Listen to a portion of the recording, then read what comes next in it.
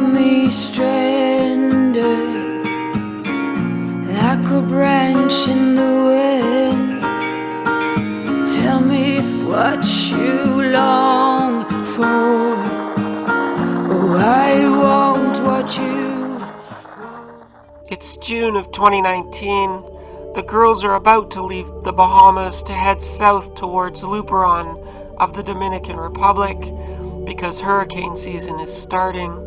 In this episode, they begin the passage with no wind. Well, we were just about to go. But we looked out, and what very little wind there was has died again. So we are becalmed. What is interesting is how clear the water in the Bahamas can be sometimes, especially when you're on the smaller out islands. We're in 20 or 24 feet of water. You can see our anchor chain. I guess our anchor's somewhere's over there. But it's so clear, you can see the anchor chain sweeping the bottom. I don't know if I can see it on the camera. Oh, there goes the ferry.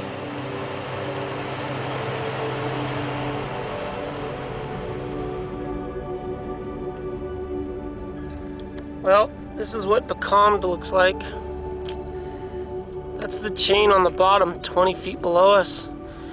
And you can see it just kind of going out all the way behind us. I think the Haitians are about to get themselves stuck in the shallows. Look at that, eh?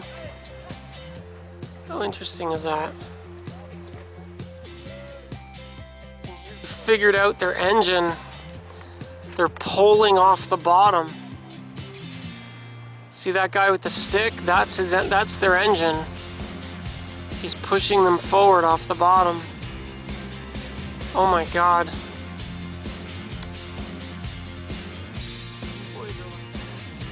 How crazy is that? Would you do that with your sailboat? Would you go get a big giant stick and pull yourself off the bottom to go? That's amazing.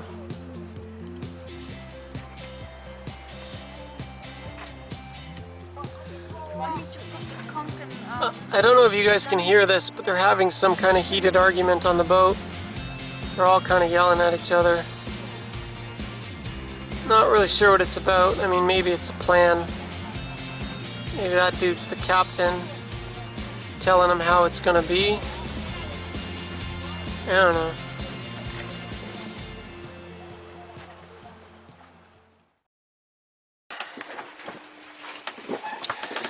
Well, good morning, guys. It's early Saturday morning, and WildChild just left the anchorage like an hour ago because I woke up this morning at 6 and there was some wind. It's not a strong wind, but it is actually a south wind, which enables us to run. So I didn't even get Elena up. I just went, raised the anchor, got the boat underway, and just sort of got her to fall off and run downwind. We're going to go around the north side of Great Inagua Island because the wind is still going to die later this afternoon and we'll get becalmed again. But I figure, like, if we stay on the north side of the island to go around, we're improving our wind angle on the DR, but if we get becalmed, we can just go to shore and drop the hook again, and then wait for winds.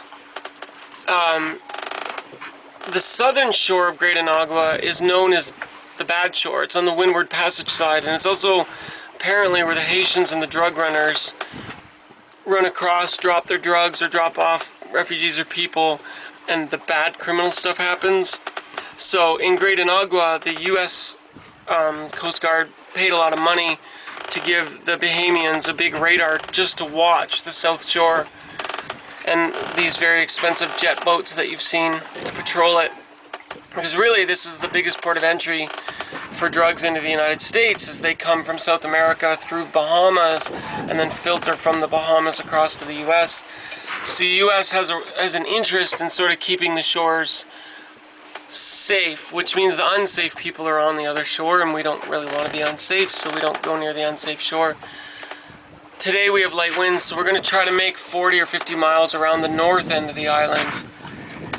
If the winds are good, we'll sail through the night, come out into the windward passage, get angled. Tomorrow is Sunday. The trade winds are supposed to start picking back up again from the east. And Monday, Tuesday, Wednesday, Thursday, trade winds from the east, like back to the usual. We just got to make some easting progress from here.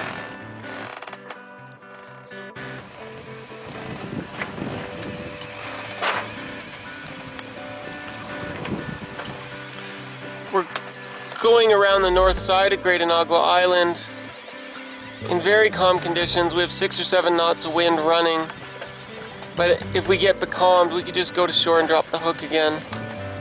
At least the ocean is calm. This kind of sailing I could do all day, and I do.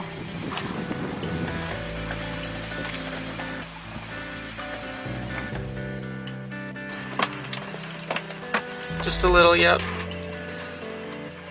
Elena's putting a little pressure on the starboard side running backstay, and WildChild is running wing on wing.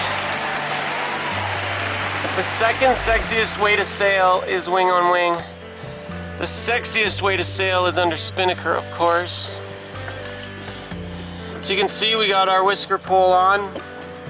We're in light winds, and we're going around Great Inagua in very light conditions, in winds that are about to die, more drifting with the current than anything.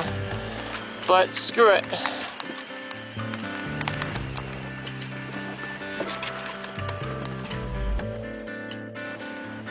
Elena cleans up the main halyard. WildChild's running wing on wing, 6.9 over 7.6, or over 4.6, sorry. 7.2 over 4.6, running dead behind wing on wing. We're okay.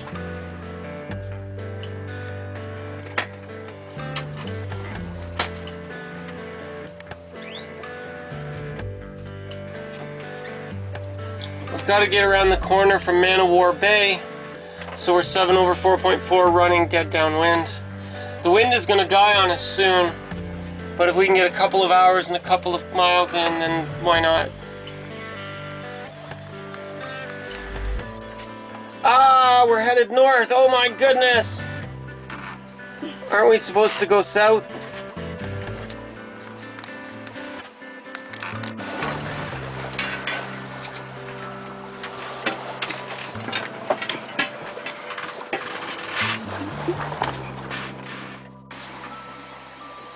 We've come around the corner now. Sailing wing on wing is a really sexy way to sail, but you can only do it when you're running dead downwind. We had to come around the corner of the island, so I had to change my wind angle. We're broad reaching, so we tacked the Jenny. The main is still on a preventer. I don't know if you can see, the blue rope is the preventer holding the boom from accidentally jibing. But now that we're wind from the starboard side, we pulled the Jenny around to the port side, and we're now running starboard tack, broad reach, in calm conditions. The flag isn't moving because we're kind of moving with the wind, but we're okay. Like, we're 7 over 3, 7 over 4. We're moving, like it's not glassy calm out here. Well, we'll see. We actually have 180 miles, or now 200 miles to do, because we're going around the north end. So we're supposed to get becalmed this afternoon, in which case we'll either just float out here, throw spinnaker, or go to shore, drop the hook. And then at 7 p.m. tonight we're supposed to get some winds. The trade winds will return for the next week and we'll have the winds, but tomorrow will be okay, and Monday, Tuesday we'll be pounding directly into it. And 12 hours of pounding directly upwind is usually more than enough for me.